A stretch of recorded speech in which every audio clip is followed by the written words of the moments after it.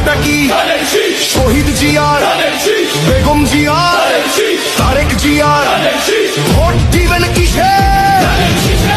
ধানের শীষের জয় হবে নিশ্চয়।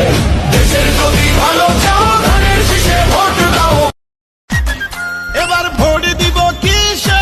ধানের শীষে। তারেক রহমানের সালাম নিন, ধানের শীষে ভোট দিন। আমাদের আগে দেশ, সবার আগে বাংলাদেশ। ভোট দিব ধানের শীষে, শেষ করব মিলে মিশে তারুণ্যের প্রথম।